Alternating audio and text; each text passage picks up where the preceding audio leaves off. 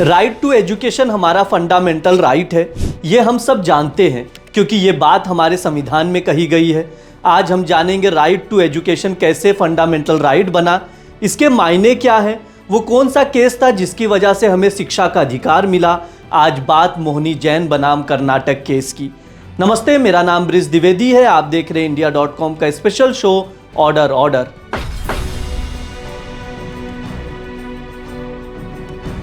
जब से संविधान बना है तब से शिक्षा एक संवैधानिक अधिकार था, लेकिन संविधान में 2002 में 86वां संशोधन किया गया और एक नया सेक्शन जोड़ा गया, सेक्शन 21A, जिसके बाद शिक्षा एक मौलिक अधिकार बन गया। इसकी वजह से राज्य सरकारों की जिम्मेदारी बढ़ गई, क्योंकि इसमें 6 से 14 साल तक के सभी बच्चों को निःशुल्क एवं अनिवार्य शिक्षा प्रदान करने की जिम्मेदारी राज्य सरकार को सौंपी गई। 86वें संशोधन अधिनियम 2002 में ये कहा गया है कि राज्य कानून बनाकर 6 से 14 साल के सभी बच्चों के लिए मुफ्त और अनिवार्य शिक्षा का प्रबंध करेगा। इस अधिकार को व्यवहारिक रूप देने के लिए संसद में निःशुल्क एवं अनिवार्य शिक्षा अधिनियम 2009 पारित किया गया, जो 1 अप्रैल 2010 से लागू हुआ। संविधान के अनुच्छेद 21A के तहत देश में 6 से 14 साल तक के सभी बच्चों को निःशुल्क एवं अनिवार्य शिक्षा प्राप्त करना अनिवार्य होगा। गौरतलब है कि 6 से 14 साल के वो बच्चे जो अशिक्षित हैं या विद्यालय में शिक्षा प्राप्त नहीं कर पा रहे, उनको चिन्हित करने का काम विद्यालय की प्रबंध समिति और स्थानीय निकायों की ओर से किया जाएगा। शिक्षा का अधिकार सीधे सीधे जीवन के अधिकार से निकलता है। भारतीय संविधान के आर्टिकल 21 के तहत जीवन के अधिकार और मानवीय गरिमा के अधिकार का आश्वासन तब तक नहीं दिया जा सकता जब तक उसके साथ में शिक्षा का अधिकार न हो। शिक्षा को आम जन तक पहुंचाने के लिए सुप्रीम कोर्ट ने मोहिनी जैन बनाम कर्नाटक राज्य के मामले में शिक्षा को अनिवार्य बताया और अपना एक ऐतिहासिक फैसला सुनाया। आइए जानते हैं क्या था मोहिनी जैन बनाम कर्नाटक राज्य का पूरा मामला। 1991 की बात है। उत्तर प्रदेश के मेरठ की रहने वाली मोहिनी जैन ने सरकारी सीटों के कोटे के तहत कर्नाटक के श्री सिद्धार्थ मेडिकल कॉलेज में एडमिशन के लिए अप्लाई किया। एडमिशन के लिए एक प्राइवेट कॉलेज अलॉट हुआ। इसी बीच कर्नाटक सरकार ने एक नोटिफिकेशन जारी किया।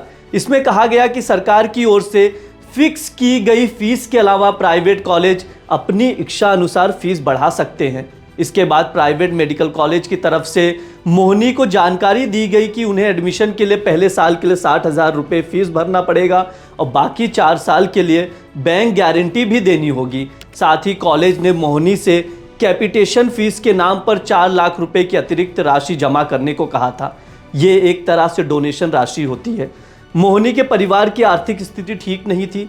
इसके बाद मोहिनी के पिता ने कॉलेज को बताया कि वो इतनी फीस नहीं भर पाएंगे। हालांकि कॉलेज ने कहा कि उन्होंने इस तरह के पैसे नहीं मांगे थे। इसके बाद मोहिनी ने कर्नाटक सरकार के नोटिफिकेशन के खिलाफ आर्टिकल 32 के तहत सुप्रीम कोर्ट में एक रिट याचिका दाखिल की, जो ट्यूशन फीस के नाम पर छात्रों से इतनी अधिक राशि की मांग करने की अनुमति देती है।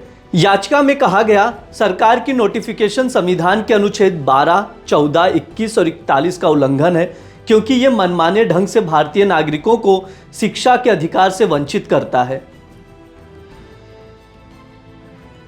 सुप्रीम कोर्ट ने ऐतिहासिक फैसले में कहा कि राज्य को राजनीति के निर्देशक सिद्धांतों और प्रस्तावना के अनुरूप काम करना चाहिए, जिसमें साफ कहा गया है कि राज्य को गरीबी उन्मूलन का प्रयास करना चाहिए और प्रत्येक नागरिक को उसके जीवन का अधिकार सुनिश्चित करना चाहिए। कोर्ट ने आगे कहा, कैपिटेशन फीस शिक्षा को बेचने की कीमत के अलावा और कुछ नहीं है, जो शिक्षा की वास्तविक लागत से अधिक है। इसने भारत और खासकर कर्नाटक में शिक्षा के तेजी से निजीकरण को मान्यता दी है। सुप्रीम कोर्ट ने अपने फैसले में साफ कहा कि कैपिटेशन फीस लेना अनुच्छेद 14 का उल्लंघन है। इस तरह आपको शिक्षा का अधिकार मिला। आज के लिए इतना ही। देखते रहिए इंडिया.com। शुक्रिया।